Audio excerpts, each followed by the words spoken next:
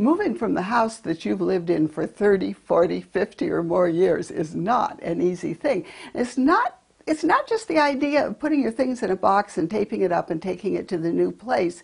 Mostly it means leaving behind memories and maybe the backyard where the kids played. So how do you decide what to do? How do you decide even if you have to? Well, we've got a few ideas for you today on Never Too Late, and I hope maybe I could show you that it can be a really happy thing to downsize, or right size is maybe a better word. Any place I would go would have to be some kind of a community or where there's a little bit of social life, or where it's easy to meet people. God forbid you wind up in one of those towering condo jobbies where everybody goes his own way. You have to have friends, and having lived here as long as I have, I know most of the neighbors. I used to know all the neighbors. As they come and go, you kind of lose track of them. But and the church community is important.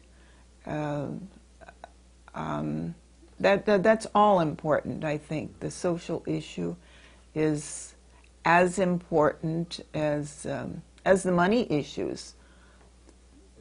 Money is another big consideration. The fact is that many people put off making necessary decisions about a move too long until illness or the death of a spouse forces an immediate decision.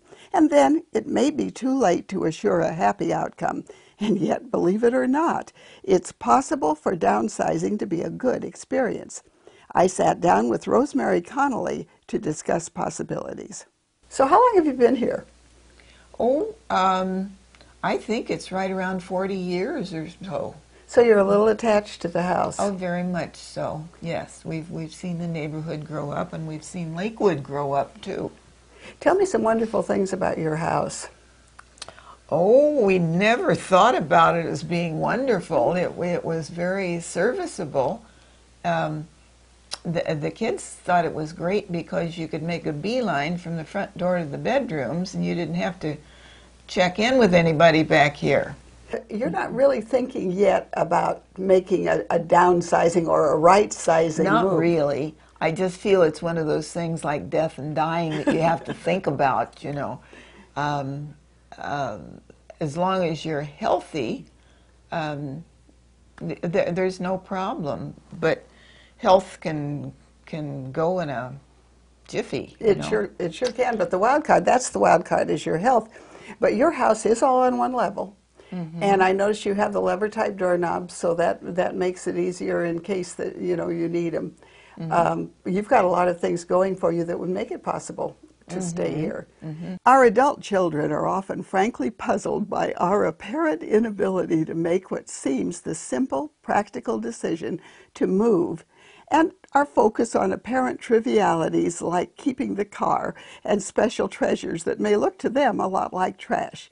There's a lot for all of us to learn. Sue, you help people, your company helps people make these moves once they've made up their mind it's the right thing to do. How do you go about it? Absolutely. Well, most of the time we start with a floor plan with people, because a lot of times they're moving, but they just don't know what they can take with them. And so sometimes they want to take way too much stuff, and sometimes they self-select down to taking even less than they really can fit in. Well, one thing I was not going to take to my house was my mother-in-law's buffet, which was, had been in the family. It was her mother's, and I just didn't think I'd have room for it. And I was very sad.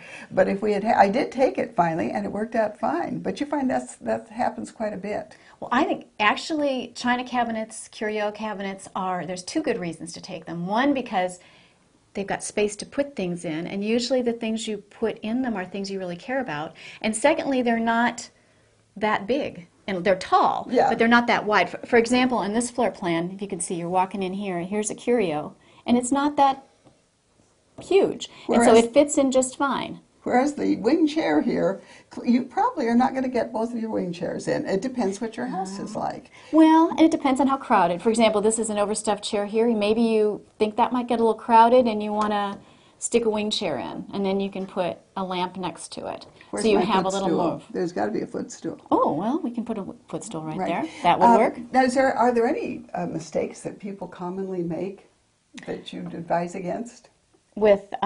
bringing too much stuff. But it's totally understandable. People are so tied to their things that they've had all their life, and it's very difficult to self-select down. But it's for safety reasons. It's not all that great of an idea to be making it a furniture store, and also it just is so much nicer and more cozy when there's a little room, when there's a little space. You feel so. I know that we've done exactly that at my house. There's very little compared to what we have, very little furniture. And the other thing we did before we ever moved in was to go through the house for safety sake, and for instance, took the glass doors out of the shower stall. And, and that kind of thing, to be sure that we had a house that I can stay in safely for a long time, hopefully.